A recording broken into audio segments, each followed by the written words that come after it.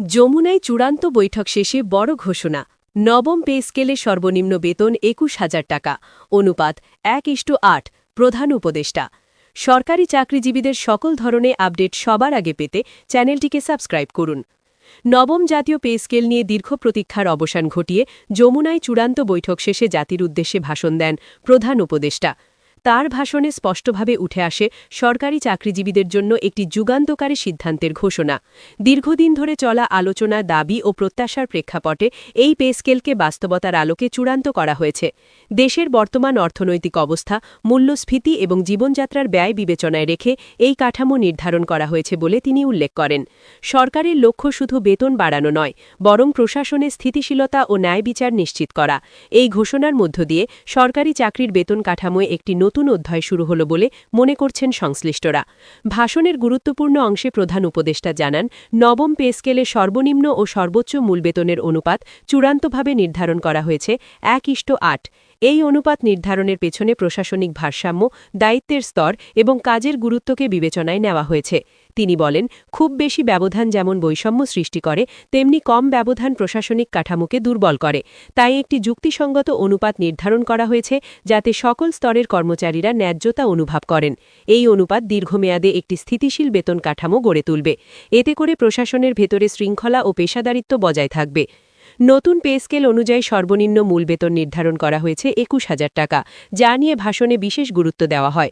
প্রধান উপদেষ্টা বলেন, বর্তমান সময়ে এই পরিমাণের নিচে বেতন দিয়ে সম্মানজনক জীবনযাপন কঠিন হয়ে পড়েছে। বিশেষ করে নিম্ন গ্রেডের কর্মচারীরা দীর্ঘদিন ধরে আর্থিক চাপে ছিলেন। তাদের জীবনমান উন্নয়নের বিষয়টি সরকার অত্যন্ত গুরুত্বের সঙ্গে দেখেছে। এই বেতন নির্ধারণের মাধ্যমে তারা ন্যূনতম প্রয়োজন মেটাতে সক্ষম হবেন বলে আশা করা হচ্ছে। এটি সরকারের সামাজিক দায়বদ্ধতার একটি স্পষ্ট উদাহরণ হিসেবেও তুলে ধরা হয়।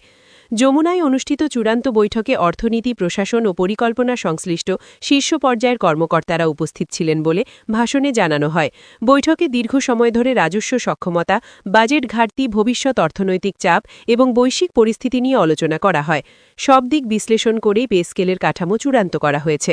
প্রধান উপদেষ্টা বলেন, সরকার কোনো আবেগী সিদ্ধান্ত নেয়নি, বরং তথ্য ও বাস্তবতার উপর ভিত্তি করেই এই কাঠামো নির্ধারণ করেছে। এতে করে ভবিষ্যতে হঠাৎ করে বড় ধরনের পরিবর্তনের প্রয়োজন পড়বে না। এই সিদ্ধান্তকে টেকসই ও বাস্তবসম্মত বলেও উল্লেখ করা হয়। ভাষণে প্রধান উপদেষ্টা আরও বলেন, নবম পে স্কেল শুধু আর্থিক সুবিধা নয়, এটি দায়িত্ববোধ ও জবাবদিহিতার সঙ্গে ওতপ্রোতভাবে জড়িত। সরকার আশা করে নতুন বেতন কাঠামোর মাধ্যমে কর্মচারীদের কাজের মান আরও উন্নত হবে। দক্ষতা, সততা ও নিষ্ঠার সঙ্গে দায়িত্ব পালনের প্রত্যাশা করা হচ্ছে সকলের কাছ থেকে। তিনি স্পষ্ট করে বলেন, বেতন বাড়ার সঙ্গে সঙ্গে দায়িত্বও বাড়বে। জনগণের সেবায় কোনো গাফিলতি বরদাস্ত করা হবে না। এই সংস্কারের মাধ্যমে একটি আধুনিক ও কার্যকর প্রশাসন গড়ে তোলাই সরকারের লক্ষ্য। নবম পে স্কেল ঘোষণার পর সারা দেশের সরকারি দপ্তরগুলোতে ব্যাপক আলোচনা শুরু হয়। অনেক কর্মচারী নতুন বেতন কাঠামো নিয়ে হিসাব নিকাশে ব্যস্ত হয়ে পড়েন। বিশেষ করে নিম্ন ও মধ্যম স্তরের কর্মচারীদের মধ্যে স্বস্তি ও আশার সঞ্চার হয়েছে। দীর্ঘদিন পর তারা মনে করছেন তাদের কণ্ঠস্বর সরকার শুনেছে।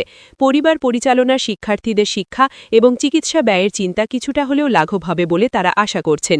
এই ইতিবাচক মানসিকতা কর্মক্ষেত্রে প্রভাব ফেলবে বলে সংশ্লিষ্টরা মনে করছেন। প্রধান উপদেষ্টা তার ভাষণে অর্থনৈতিক চ্যালেঞ্জের কথাও অকপটে স্বীকার করেন। তিনি বলেন, এই পে স্কেল বাস্তবায়নের ফলে সরকারের ওপর অতিরিক্ত আর্থিক চাপ আসবে, এটি সরকার জানে। তবে কর্মচারীদের ন্যায্য অধিকার নিশ্চিত করাও রাষ্ট্রের দায়িত্ব, কারণ তারাই রাষ্ট্রযন্ত্রকে সচল রাখে। তাদের আর্থিক নিরাপত্তা নিশ্চিত না হলে সেবার মান উন্নয়ন সম্ভব নয়। তাই সব রুখি বিবেচনায় রেখেই এই সিদ্ধান্ত নেওয়া হয়েছে। সরকার প্রয়োজন হলে অন্যান্য খাতে সমন্বয় করে এই ব্যয় সামাল দেবে। ভাষণে আরও উল্লেখ করা হয়, নতুন পে স্কেলের ফলে মূল্যস্ফীতির ওপর যেন নেতিবাচক প্রভাব না পড়ে, সেদিকে সরকার সতর্ক থাকবে। বাজার পরিস্থিতি নিবিড়ভাবে পর্যবেক্ষণ করা হবে বলে আশ্বাস দেন প্রধান উপদেষ্টা। প্রয়োজন হলে দ্রব্যমূল্য নিয়ন্ত্রণে কঠোর পদক্ষেপ নেওয়া হবে। তিনি বলেন, বেতন বৃদ্ধির সুফল যেন বাজারে হারিয়ে না যায়, সেটি নিশ্চিত করা সরকারের অধিকার থাকবে। সাধারণ মানুষের স্বার্থ রক্ষায় সরকার কোনো আপোষ করবে না। এই বিষয়ে সংশ্লিষ্ট মন্ত্রণালয়গুলোকে নির্দেশনাও দেওয়া হয়েছে। নবম পে স্কেলে ১:৮ অনুপাত নির্ধারণের ফলে সর্বোচ্চ ও সর্বনিম্ন বেতনের ব্যবধান একটি সহনীয় পর্যায়ে থাকবে বলে আশা করা হচ্ছে। এতে করে প্রশাসনের ভেতরে অতিরিক্ত বৈষম্য তৈরি হবে না। একই সঙ্গে উচ্চ পদে থাকা কর্মকর্তাদের দায়িত্ব ও অভিজ্ঞতার মূল্যায়নও বজায় থাকবে। এই কাঠামো ভবিষ্যতের জন্য একটি মানদণ্ড হিসেবে কাজ করবে। পরবর্তী পে স্কেল বা সংস্কারের ক্ষেত্রে এটিই ভিত্তি হিসেবে বিবেচিত হতে পারে। ফলে প্রশাসনিক স্থিতিশীলতা আরও দৃঢ় হবে। ভাষণের শেষ দিকে প্রধান উপদেষ্টা বলেন, সরকার ধাপে ধাপে অন্যান্য ভাতা ও সুযোগ সুবিধাও পর্যালোচনা করবে। চিকিৎসা, আবাসন ও প্রশিক্ষণ সুবিধা উন্নয়নের পরিকল্পনার কথাও তিনি উল্লেখ করেন। পে স্কেল সংস্কার সেই বৃহত্তর পরিকল্পনার একটি মাত্র অংশ।